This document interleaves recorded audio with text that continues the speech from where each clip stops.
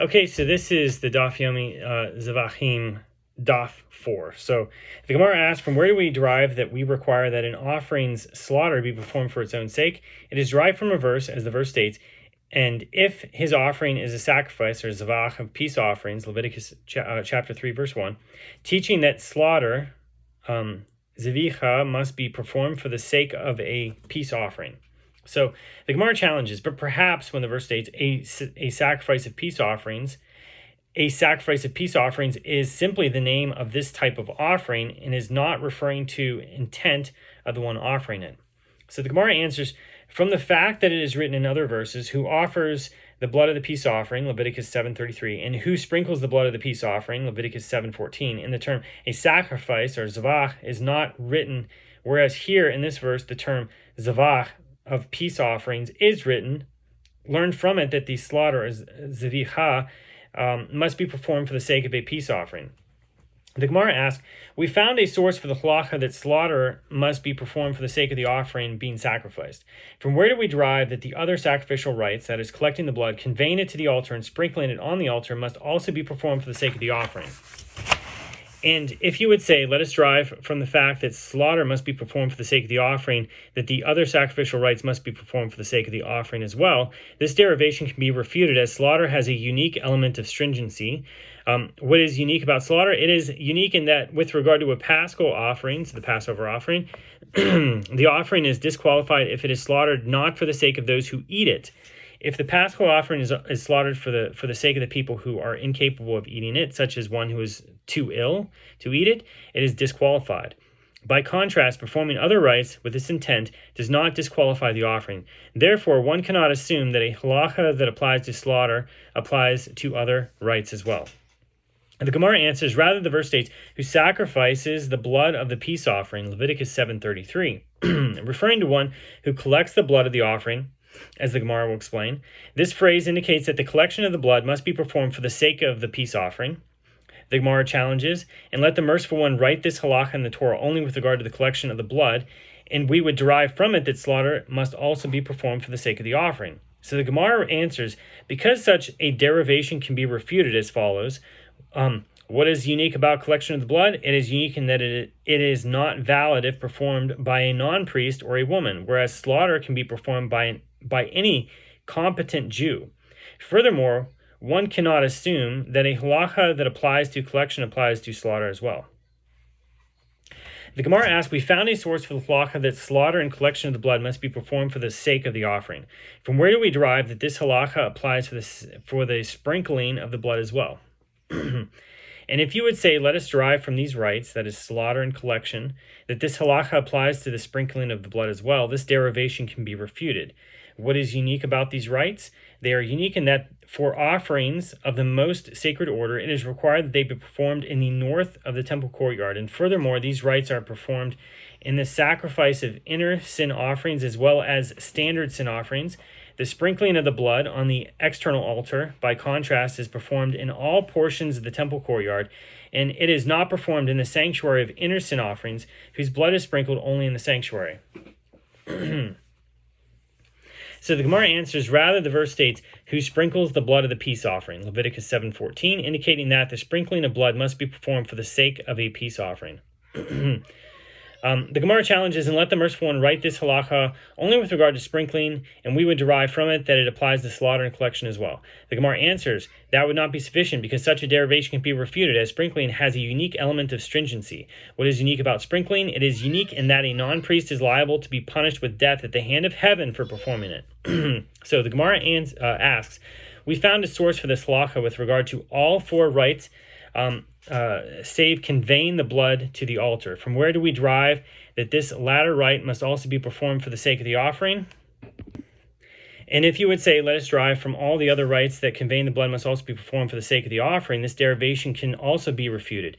What is unique about all the other rites? They are unique in that each of them is an indispensable rite. Would you say that any requirement that applies to those rites necessarily applies also with regard to conveying the blood, which is dispensable? If an offering is slaughtered by the side of the altar, it is unnecessary to convey its blood to the altar. The Gemara answers, rather the verse states, quote, and the priest shall sacrifice the whole, and make it smoke upon the altar, Leviticus 1:13. And the master said that this is referring to conveying the limbs of the offering to the ramp of the altar. And it is taught in a Braita with regard to the verse, and Aaron's sons, the priests, shall present the blood, Leviticus 1:5. And this is referring to the collection of the blood. And one can infer that the merciful one expresses collection of the blood in the same language used for conveying, to say that you should not exclude conveying from the category of collection of the blood. Therefore, the halachot of collection apply to conveying. The Gemara asks further, and we found a source for the halacha concerning derivation with regard to the type of offering, that is, that an offering may not be slaughtered for the sake of a different type of offering. From where do we derive the halacha concerning derivation with regard to the owner? That an offering may not be slaughtered for the sake of one who is not the owner. Rav Pinchas, son of Rav Ami, says, the verse states with regard to a thanks offering, and the meat of the sacrifice, so Zevach, of his thanksgiving peace offering shall be eaten on the day of his offering, Leviticus 7:15, apparently indicating that its slaughter must be performed for the sake of a thanks offering, and if this language is not needed for the matter of derivation with regard to the type of offering, and in fact it is not, as we already derived this halacha from there, the verse cited concerning peace offerings applied to the matter of derivation with regard to the owner. It is thereby derived that an offering must be slaughtered for the sake of its owner.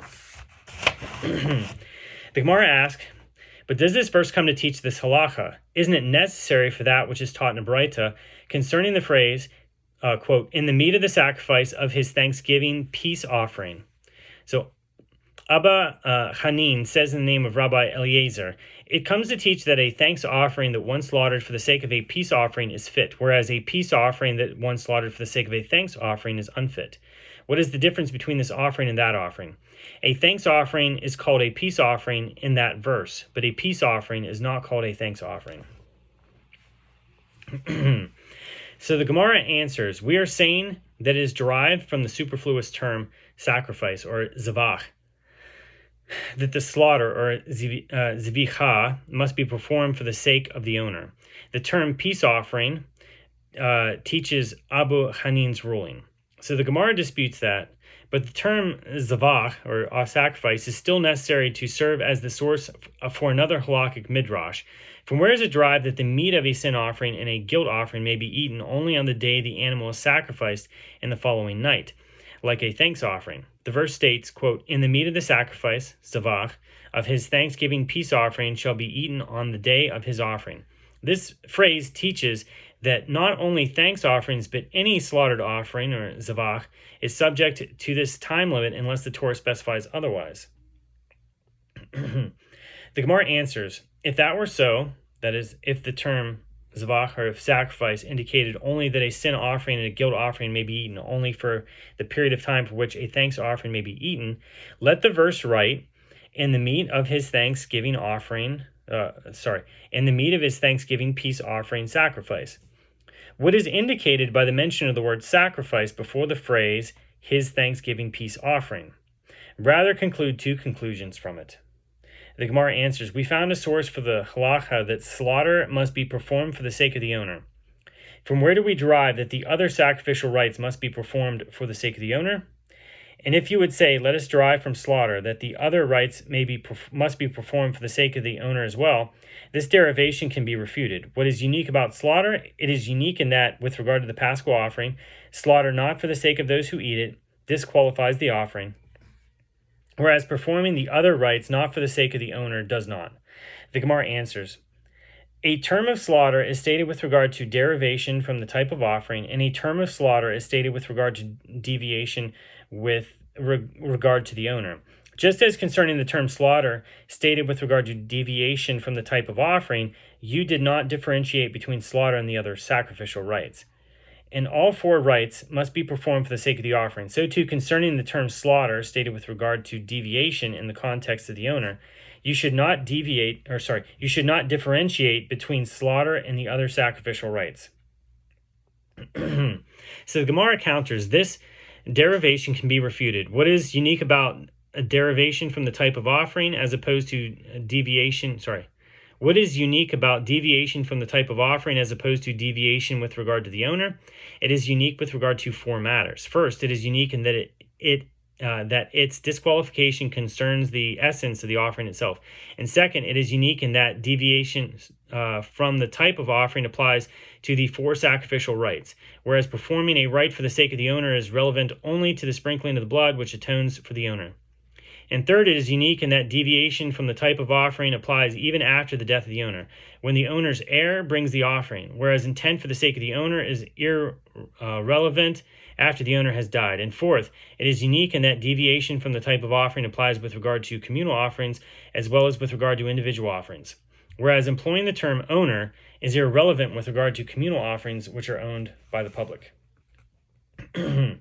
And although two of these distinctions are not precise, the other two are in any event precise distinctions based upon which a distinction can be drawn. The Gemara explains why two of the distinctions are not precise.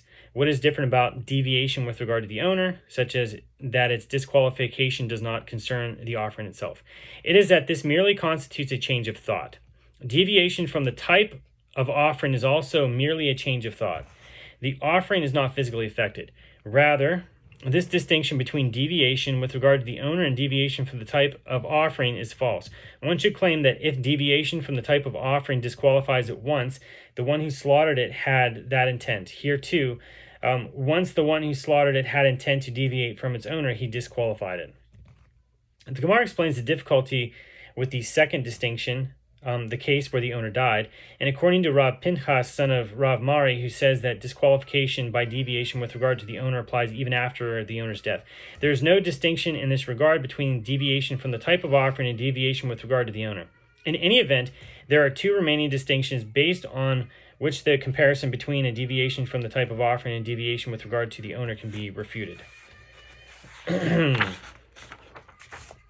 Rather, Rav Ashi says that the halacha that it is prohibited to sprinkle the blood for the sake of one other than the owner is derived from a verse. The verse states, "And it shall be accepted for him to atone for him," Leviticus 1:4, teaching that the sacrificial rite that atones for the owner, namely the sprinkling of the blood, must be performed specifically for him and not for another. The Gemara asks, but does this verse come to teach this halacha?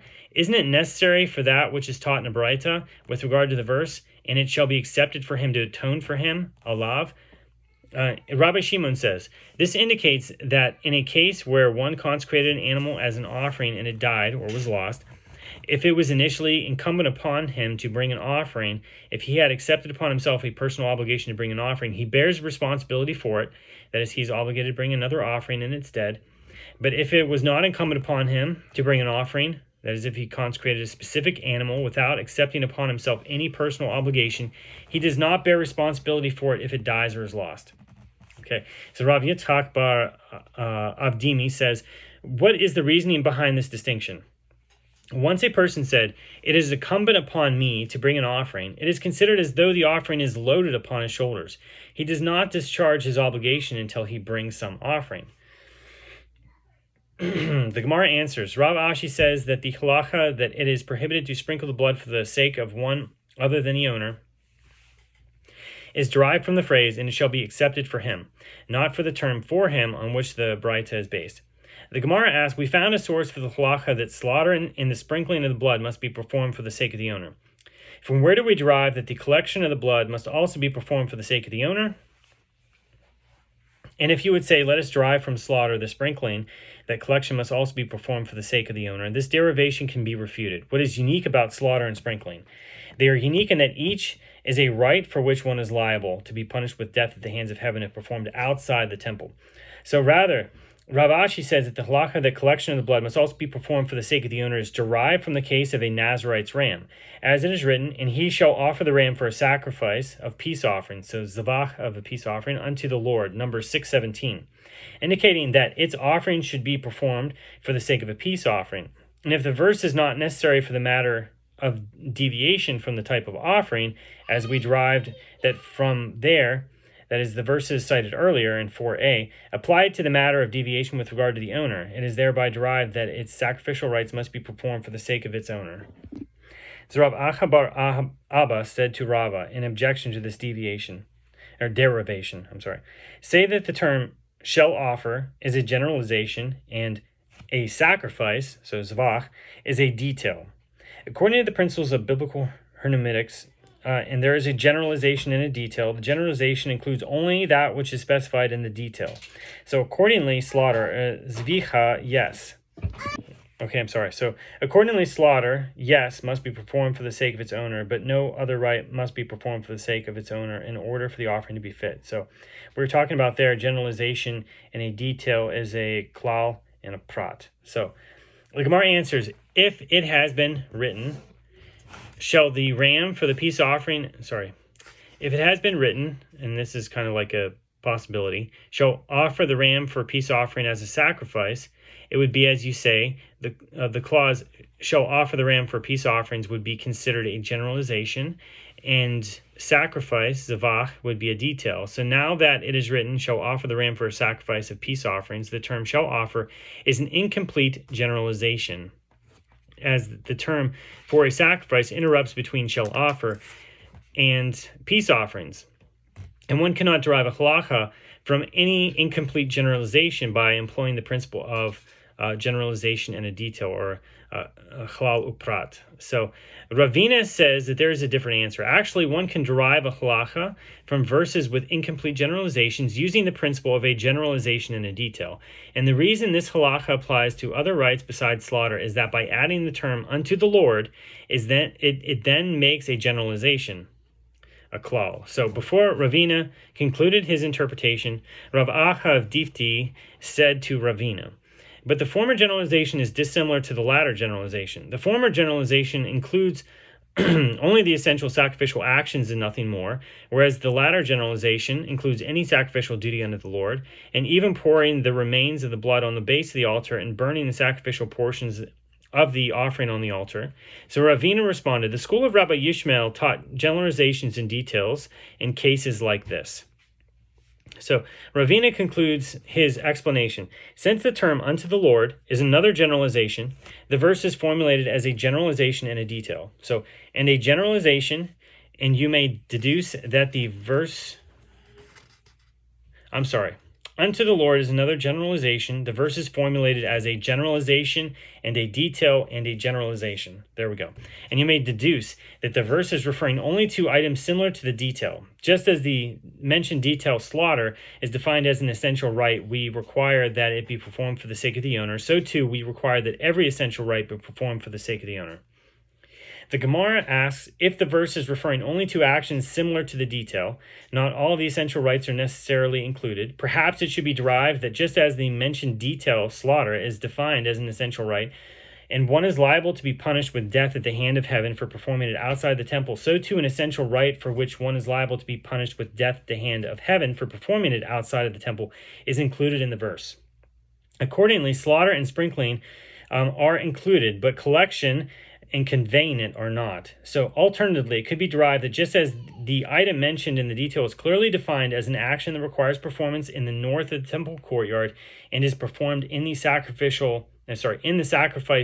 of inner sin offerings, so too any rite that requires performance in the north and is performed in the sacrifice of inner sin offerings is included in the halacha. Accordingly, slaughter and collection are included, sprinkling is not. So the Gemara answers both possibilities are equally valid. This derivation can be said, and that derivation can be said. Either collection or sprinkling might be included in the halacha. Consequently, they are equal, and therefore both are included. Or according to another version of the Gemara's answer, they are equal, and therefore each one, that is both collection and sprinkling, shall stand in its status. The Gemara provides an alternative answer. If you wish, say instead that sprinkling is derived from the verse that Rav Ashi cited, and it shall be accepted for him to atone for him. Therefore, when the verse states, and quote, and he shall offer the ram for a sacrifice of peace offerings unto the Lord, indicating the inclusion of rites similar to slaughter, it is apparently referring not to sprinkling, but to collection. The Gemara asks, we found a source for the halacha that a Nazarite's ram must be sacrificed for the sake of its owner. From where do we derive that this halacha applies with regard to other peace offerings as well?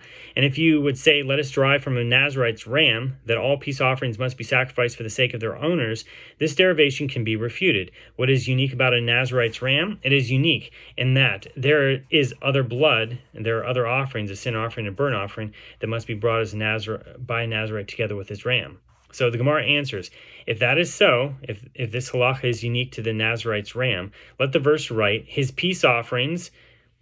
What is indicated by writing peace offerings? It is written to include all types of peace offerings. So the Gemara asks, we found a source for the halacha that a peace offering must be sacrificed for its own sake and for the sake of its owner. From where do we derive that this halacha applies with regard to all other offerings? And if you would say, let us derive from a peace offering that all offerings must be sacrificed with these intentions, this derivation can be refuted. What is unique about a peace offering?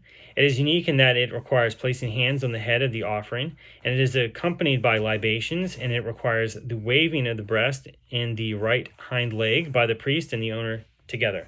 No other offering possesses all three of these requirements. The Gemara answers, rather the verse states, this is the law of the burnt offering, of the meal offering, of the sin offering, and the guilt offering, and of the consecration offering, and the sacrifice of peace offerings, Leviticus 7:37. The verse juxtaposes all types of offerings with peace offerings, indicating that just as we require the sacrifice of a peace offering to be performed for its sake, both concerning derivation from the type of offering and concerning derivation with regard to the owner, so too we require the sacrifice of every type of offering to be performed for its sake, both concerning deviation from the type of offering and concerning deviation with regard to the owner. Having established the source for the requirement to sacrifice offerings with the rightful owner and the specific type of offering in mind, the Gemara inquires, why not say that in a case where one slaughtered them not for their sake, they are disqualified? Why, according to the Mishnah, do they remain fit? The Gemara answers, the verse states, that which has gone out of your lips shall you observe to do according to which you have vowed, nadarta, namely nadava, to the Lord your God, that you have promised with your mouth, Deuteronomy 23:24. The Gemara interprets the words nadarta and nadava exegetically. How can the offering mentioned in this verse be a gift offering, nadava? It is already referred to as a vow offering, or neder, or so nadarta, right? Rather, the verse indicates that if you did what you had vowed, or sacrifice your vow offering properly, it shall be satisfactory vow offering, but if you did not sacrifice it properly, it shall be rendered a voluntary gift offering. Although it does not satisfy the obligation of your vow, it remains a valid offering. And it was necessary for the Torah to include the verse, that which has gone out of your lips. And it was necessary to include the verse, this is the law. As had the merciful one written in the Torah only the verse, that which has gone out of your lips, I would say, and that is the end of Daf 4.